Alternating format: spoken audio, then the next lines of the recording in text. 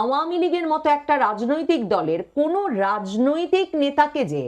ছাত্রদের এই আন্দোলন সামাল দেবার বা ছাত্রদের সঙ্গে যোগাযোগ করবার, এমনকি সংবাদ মাধ্যমের সামনে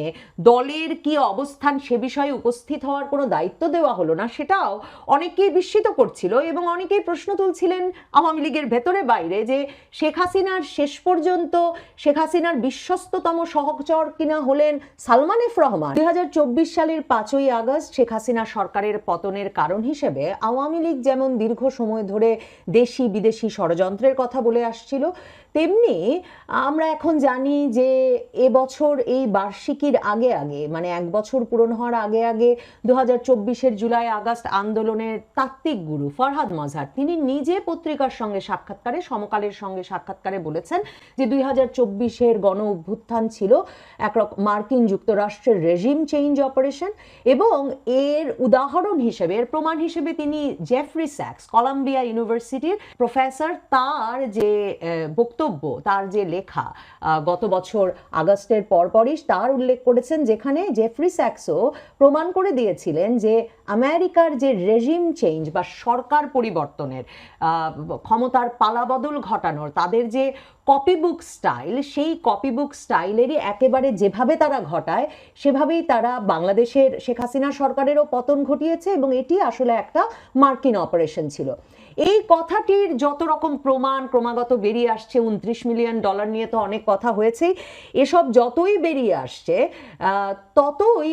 নিশ্চয়ই আপনাদের মনেও এই প্রশ্ন ছিল বা আছে যে শুধুই কি আওয়ামী লীগ বিরোধী শক্তির মধ্যেই মার্কিন যুক্তরাষ্ট্র মার্কিন চর তৈরি করেছিল? মার্কিন যুক্তরাষ্ট্র এ ধরনের রেজিম চেঞ্জ অপারেশন ঘটানোর সময় কি শুধুই বাইরে সকল পেশার মধ্যে তাদের চর তৈরি করেই এই ঘটনাটি ঘটিয়ে ফেলে, নাকি সত্যিকার অর্থে তাদেরকে এজেন্ট বা একরকমের তাদের স্বার্থ রক্ষাকারী চর তৈরি করতে হয় যে সরকারের তারা পতন ঘটাবে সে সরকারের ভেতরেও? এই প্রশ্ন যারা খুঁজছিলেন তারা নিশ্চয়ই এটাও মনে মনে দৃঢ়ভাবে সন্দেহ করছিলেন যে এই চর হিসেবে নিশ্চয়ই আওয়ামী লীগের ভেতরে এবং একেবারে শেখ হাসিনার সবচেয়ে ঘনিষ্ঠ সার্কেলের ভেতর সবচেয়ে ঘনিষ্ঠ যে নেতারা ছিলেন, ঘনিষ্ঠ যে কর্মকর্তারা ছিলেন, তাদের মধ্যে অনেকে নিশ্চয়ই কাজ করছিলেন এবং সেসব জায়গায় বিশ্বাসভঙ্গের ঘটনা ঘটেছে, সেসব জায়গায় তাকে একরকম ভুল পথে চালিত করবার ঘটনা ঘটেছে বলেই অনেক রকম ইঙ্গিত বা ষড়যন্ত্র, যেটা বাইরে থেকে পর্যবেক্ষকরা, একেবারে সাধারণ মানুষেরা শুধুমাত্র ঘটনা প্রবাহ পর্যবেক্ষণ করে আঁচ করতে পেরেছেন, কিন্তু শেখ হাসিনা সে সময় আঁচ করতে পারেননি। এই কথাগুলো যাদের মনে ঘুরছিল, ভারতের একটি সংবাদ মাধ্যম এনি নিউজ, সেখানে সাংবাদিক চন্দন নন্দী, যেই সংবাদ মাধ্যমটি বাংলাদেশে ইউনূস সরকার বহু মাস হয়েছে বাংলাদেশ থেকে আর অ্যাক্সেস করা যায় না, বাংলাদেশ থেকে এই সংবাদ মাধ্যমটি যাতে আর দেখা না যায় সে ব্যবস্থা করে রেখেছে ইউনূস সরকার, এই এনি নিউজ এবং সেখানে সাংবাদিক চন্দন নন্দী এক বিস্ফোরক রিপোর্ট ছাপিয়েছেন বলা যেতে পারে, যেখানে তিনি বলছেন আওয়ামী লীগ সূত্র এবং ভারতের বিভিন্ন গোয়েন্দা সংস্থার সূত্র মিলিয়ে তিনি 3 জন আওয়ামী লীগ নেতাকে চিহ্নিত করেছেন, যাদেরকে তিনি শেখ হাসিনার সরকারের ভেতরে ডিপ স্টেটের অনুচর সহচর, ডিপ স্টেটের চর হিসেবে চিহ্নিত করেছেন। এদের মধ্যে একজন সালমান এফ রহমান, শেখ হাসিনা প্রধানমন্ত্রী থাকাকালীন তার বেসরকারি বিনিয়োগ এবং বাণিজ্য বিষয়ক উপদেষ্টা ছিলেন, একজন আইনমন্ত্রী আনিসুল হক এবং আরেকজন হচ্ছেন শেখ হাসিনা সরকারের তথ্যমন্ত্রী মোহাম্মদ আরাফাত। এই 3 জনকে চন্দন নন্দী চিহ্নিত করছেন ডিপ স্টেটের এজেন্ট হিসেবে। সালমান এফ রহমানের নাম শুনে হয়তো অনেকেই একেবারেই চমকে উঠবেন না, কারণ সালমান এফ রহমান তার ব্যবসায়িক স্বার্থের কারণেই, মানে তার মার্কিন যুক্তরাষ্ট্রের সাথে ব্যাপক পরিমাণ গার্মেন্টস এবং ঔষধ রপ্তানির ব্যবসা ছিল এবং বাণিজ্যিকভাবে তিনি ঐতিহাসিকভাবেই তাকে চিহ্নিত করা হতো পাকিস্তানপন্থী, মার্কিনপন্থী একজন আওয়ামী লীগ নেতা হিসেবে। এবং তিনি যে কখন কবে আওয়ামী লীগ নেতা বনে গেলেন এবং কিভাবে বনে গেলেন, সালমান এফ রহমানের মতো ব্যাকগ্রাউন্ডের একজন মানুষ, যাকে, যেটা বলছিলাম, যাকে দীর্ঘ সময় ধরে বাংলাদেশের ব্যবসায়ী মহল, বাংলাদেশের সচেতন মহল চিন্তই, একে তো চিন্ত নিশ্চিতভাবেই ঋণখেলাপি ব্যবসায়ী হিসেবে, ঠিক তেমনি তাকে চেনা হতো একরকমভাবে পাকিস্তানপন্থী, মার্কিনপন্থী একজন, মানে বিদেশি স্বার্থ দেখা এবং আওয়ামী লীগ ঘনিষ্ঠ যেসব দেশের সঙ্গে সেসব দেশের বাইরে গিয়ে পাকিস্তানপন্থী মার্কিনপন্থী একটা ব্যক্তিত্ব হিসাবে তিনি যে শেখ হাসিনা সরকারের এতটা ঘনিষ্ঠ হয়ে উঠলেন, শেখ হাসিনার বেসরকারি বিনিয়োগ এবং বাণিজ্য উপদেষ্টা হিসেবে তিনি এতটাই ঘনিষ্ঠ হয়ে উঠেছিলেন শেখ হাসিনার, যে এই প্রতিবেদনটিতেও লিখেছে যে একরকম তাকেই ডেপুটি প্রাইম মিনিস্টার মনে করা হতো, উপপ্রধানমন্ত্রী মনে করা হতো আওয়ামী লীগের নেতাকর্মীদের মধ্যে। কারণ সালমান এফ রহমানকে না পেরিয়ে কেউ শেখ হাসিনা পর্যন্ত পৌঁছতে পারতেন না বহু বহু বছর ধরে। আর জুলাই আগস্টে এই আন্দোলনের সময় যারা পর্যবেক্ষণ করছিলেন যে ঘটনা প্রবাহ কোন দিকে যাচ্ছে, তখন সাধারণ মানুষের মধ্যেও একটা ব্যাপক কৌতূহল তৈরি হয়, যেটা ক্ষোভ তৈরি করে আওয়ামী লীগের ভেতরে, যে আওয়ামী লীগের 3 জন নেতাকে দেখা যায় সবচেয়ে অ্যাক্টিভ, সবচেয়ে সক্রিয় এবং সংবাদ মাধ্যমের সামনে সবচেয়ে বেশি কথা বলছেন। একজন সালমান এফ রহমান, একজন আইনমন্ত্রী আনিসুল হক, আরেকজন তথ্যমন্ত্রী মোহাম্মদ এ আরাফাত। কিন্তু এই 3 জনের কেউই সত্যিকার অর্থে রাজনৈতিক ব্যক্তি নন, এবং তাদের মানে আওয়ামী লীগের মতো একটা রাজনৈতিক দলের কোনো রাজনৈতিক নেতাকে যে ছাত্রদের এই আন্দোলন সামাল দেবার বা ছাত্রদের সঙ্গে যোগাযোগ করবার, এমনকি সংবাদ মাধ্যমের সামনে দলের কি অবস্থান সে বিষয়ে উপস্থিত হওয়ার কোনো দায়িত্ব দেওয়া হলো না, সেটাও অনেককেই বিস্মিত করছিল। এবং অনেকেই প্রশ্ন তুলছিলেন আওয়ামী লীগের ভেতরে বাইরে, যে শেখ হাসিনার শেষ পর্যন্ত শেখ হাসিনার বিশ্বস্ততম সহচর কিনা হলেন সালমান এফ রহমান,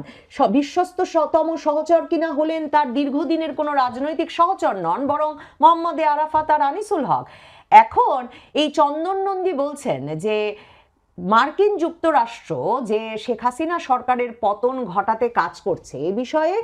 ভারতীয় গোয়েন্দা সংস্থার কাছে রিপোর্ট ছিল জুন 2022 থেকে। আওয়ামী লীগের অনেক নেতাকর্মী মনে করছিলেন যে 2018 নির্বাচনের পর থেকেই মার্কিন যুক্তরাষ্ট্র শেখ হাসিনা সরকারের এই একাধিপত্য কমিয়ে আনতে বা শেখ হাসিনার সরকারের পতন ঘটাতে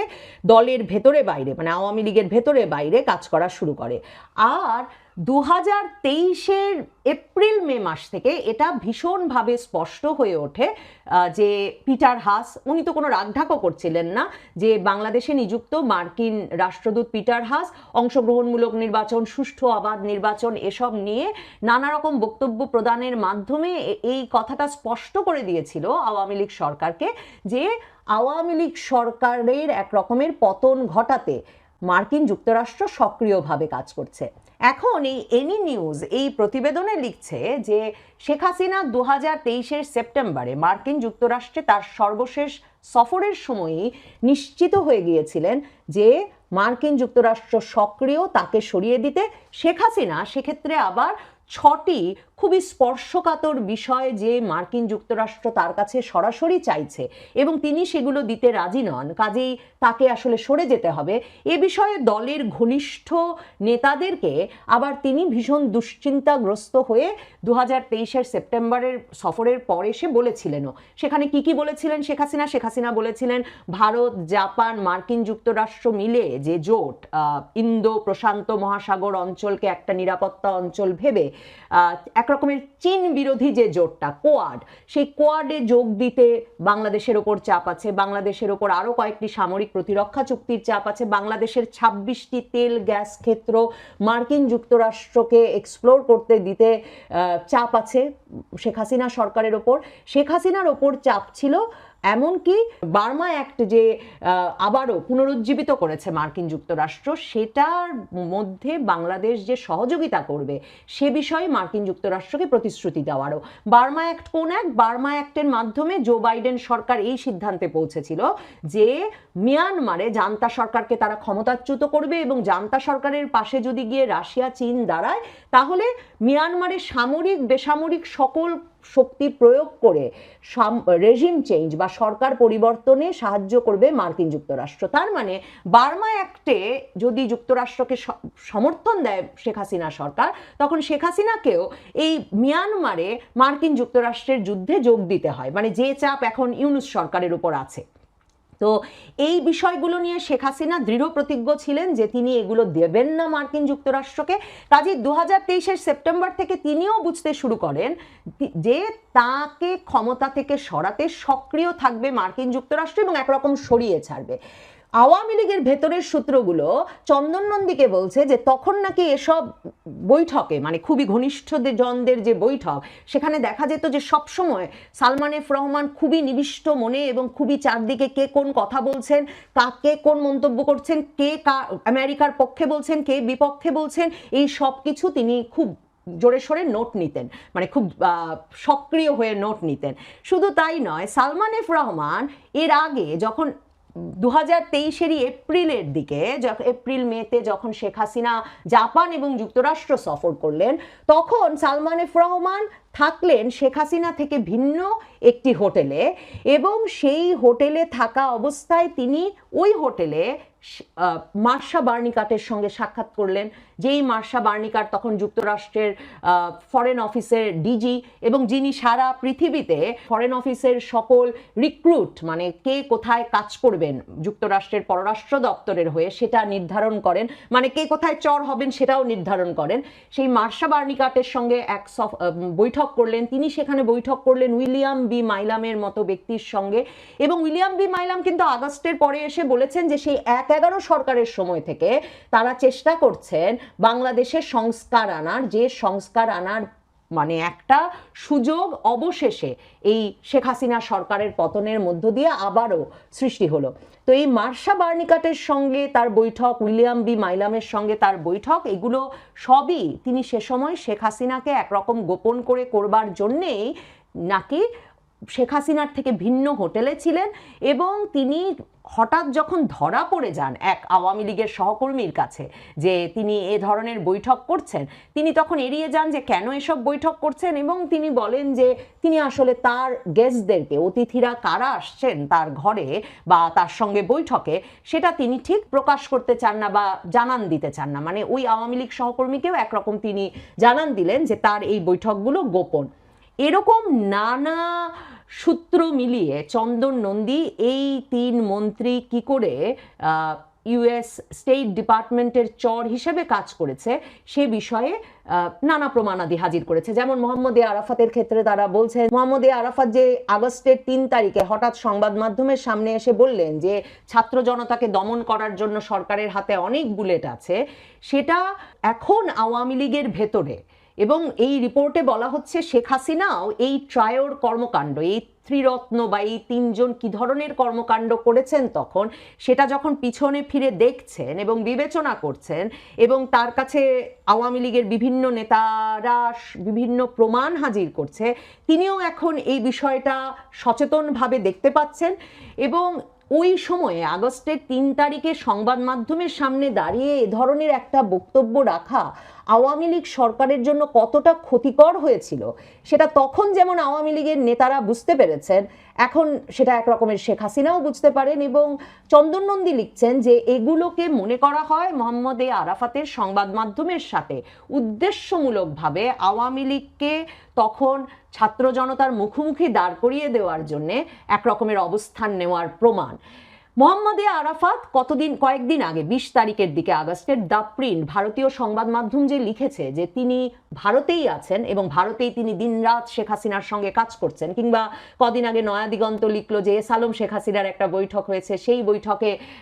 উপস্থিত হয়েছিলেন মোহাম্মদ এ আরাফাত বা এস আলমের সঙ্গে তার সাক্ষাৎ হয়েছে। মোহাম্মদ এ আরাফাত দিল্লি আছেন বা ভারতের কোথাও আছেন এমন কোনো খবর আওয়ামী লীগের আর কোনো নেতাকর্মী জানেন বলে অন্তত আমি জানি না। আমার সঙ্গে আওয়ামী লীগের যেসব নেতাকর্মীদের ভারতে থাকা অবস্থায় কথা হয় তারা কেউই জানেন না মোহাম্মদ এ আরাফাত কোথায় আছেন। চন্দন নন্দীও লিখছেন এখন পর্যন্ত মোহাম্মদ এ আরাফাত ঠিক কোন জায়গায় বসে আওয়ামী লীগের পক্ষে এত কাজ করছেন সেটা নিশ্চিত হওয়া যায়নি। আর অন্যদিকে চন্দন নন্দী বলছেন এই যে আগস্টের 13 তারিখ ডিপ স্টেটের অপর 2 এজেন্ট সালমান এফ রহমান আর আনিসুল হক সদরঘাটে মিস্টেরিয়াস সিচুয়েশনে ধরা পড়লেন। আপনাদের মনে থাকবে যে দুজনেই লুঙ্গি গেঞ্জি পরা, মানে এক রকমের একটা বেশ নেওয়া দরবেশ হিসেবে পরিচিত সালমান এফ রহমানের গোফদারি কাটা, ওই যে সাজিয়ে গুছিয়ে তাদেরকে ধরিয়ে দেওয়া হলো, এটাকেও একটা মিস্টেরিয়াস সিচুয়েশন বলে অনেকে মনে করেন। কারণ আওয়ামী লীগের নেতাদের অনেকেই প্রশ্ন তোলেন যে ক্যান্টনমেন্টে আর যারা গিয়ে আশ্রয় নিয়েছিল সেই রাজনৈতিক নেতা প্রশাসনের বিভিন্ন পর্যায়ের কর্মকর্তা সকলেই যখন নিরাপদে বেরিয়ে যেতে পারলো, তখন আসলে সালমান এফ রহমানকে এক রকমের বিযুক্ত করতে, সালমান এফ রহমানকে এক রকমের শেখ পরিবার থেকে আলাদা করতেই তাকে সরিয়ে নেওয়া হলো কিনা সেই প্রশ্ন যেমন আছে, তেমনি এই তত্ত্বও আমি আওয়ামী লীগের অনেক নেতাকর্মীর কাছে শুনেছি, নেতাদের কাছে শুনেছি যে ভারতের গোয়েন্দা সংস্থা গুরুত্বপূর্ণ ভূমিকা পালন করেছে যে সালমান এফ রহমান এবং আনিসুল হক যাতে গ্রেফতার হয় সে সময়। সেক্ষেত্রে একদিকে যেমন শেখ হাসিনার হেলিকপ্টারেও সালমান এফ রহমান উঠবেন কিনা, তাকে ওঠানো যায় কিনা সে নিয়ে নাকি এক রকমের তৎপরতা ছিল, এগুলো শোনা কথা। কিন্তু ভারত কোনোভাবেই সালমান এফ রহমানকে ভারতে নিতে রাজি হয়নি। ঠিক তেমনি ভারত চেয়েছে, ভারত যেহেতু চিহ্নিত করেছে সালমান এফ রহমানকে মার্কিন চর হিসেবে, ভারতের এক রকমের তৎপরতাতেই নাকি যখন সদরঘাট দিয়ে তাদের সমুদ্র পথে, মানে নদী থেকে সমুদ্রে গিয়ে বড় জাহাজে করে সীমান্ত পাড়ি দিয়ে দেওয়ার পরিকল্পনা নিয়ে যখন বেরিয়েছিলেন সালমান এফ রহমান আর আনিসুল হক, তখন ভারতের গোয়েন্দা সংস্থার তৎপরতাতেই নাকি তারা মাঝপথে ধরা পড়েন। এনি নিউজের এই প্রতিবেদনটির লাইনে লাইনে অনেক রকম খবর আছে, তবে এই খবরটিও আছে যে সালমান এফ রহমানের অনুরোধে বা পরামর্শেই শেখ রেহানা, বঙ্গবন্ধুর ছোট মেয়ে, এই নিউজে লিখছে আগস্টের 3 তারিখে তিনি পৌঁছন, এবং পৌঁছনোর পরপরই মানে একদিকে যেমন একটা নিরাপদ লন্ডন বাস থেকে তাকে বাংলাদেশে সেই টালমাটাল অবস্থায় সালমান এফ রহমানের এই পরামর্শে নিয়ে আসা হয়, তেমনি এই এনি নিউজ লিখছে যে তাকে এনে আগস্টের 4 তারিখ যে বিরাট শোডাউন করবার কথা ছিল আওয়ামী লীগের, আগস্টের শোক কর্মসূচির অংশ হিসেবে সারা দেশ থেকে 4-5 লাখ কর্মী এনে বঙ্গবন্ধু সম্মেলন কেন্দ্রে, মানে ন্যাম সম্মেলন কেন্দ্রে যে বিরাট সমাবেশ এবং শোডাউন করার কথা ছিল ছাত্র জনতার আন্দোলনের বিপরীতে, সেই শোডাউন বন্ধ করতে তখন শেখ রেহানা সক্রিয় ভূমিকা রাখেন। তিনি দলের নেতাদের বলেন যে এ ধরনের কোনো দলীয় কর্মসূচিতে যাওয়া যাবে না। সারা বাংলাদেশে তখন আওয়ামী লীগ নেতাকর্মীরা প্রস্তুত ছিলেন ঢাকা অভিমুখে আসতে। এখনও আওয়ামী লীগের নেতাকর্মীরা মনে করেন তাহলে লং মার্চ টু ঢাকা ঠেকানো যেত তাদের সরকারের পতন। কিন্তু সালমান এফ রহমানের পরামর্শে এসে পৌঁছেন শেখ রেহানা, এবং তারপর শেখ রেহানাই নাকি এই নির্দেশনা দেন বা এই পরামর্শ দেন দলের নেতাকর্মীদের যে কোনোভাবেই 4 তারিখে দলীয় কোনো সমাবেশ ঘটানো যাবে না। এমন নানা তথ্য আছে এনি নিউজের এই খবরটিতে। আপনারা বাংলাদেশের নানা ঘটনার প্রেক্ষিতে নিশ্চয়ই ভালোভাবেই জানেন, যে ওয়েবসাইট দেখা যায় না সে ওয়েবসাইট দেখবার উপায়ও নিশ্চয়ই এই খবরটি আপনারা অনেকেই বিস্তারিত পড়বেন। আর বিস্তারিত না পড়লেও যাতে এই বিষয়টি যে আলোচনায় চলে এসেছে 3 জনের নাম চিহ্নিত করে, সেটা আপনাদের জানানো প্রয়োজন মনে করলাম। ধারণা করি আরও অনেকের নাম বেরিয়ে আসবে, আর নাম বেরিয়ে এসেছে মানেই হয়তো বা ঘটনা সত্যি কিনা সেটা বলা মুশকিল। তবে সন্দেহ এবং দলের ভেতরে একরকম খোঁজাখুঁজি, কে কাকে বিশ্বাসঘাতকতা করলো সেটা চিহ্নিত করার কাজ যে চলছে, সেটা এই খবর থেকে পরিষ্কার। কারণ বিশ্বাসঘাতকদের চিহ্নিত করা না গেলে একটা দল গুছিয়ে ওঠে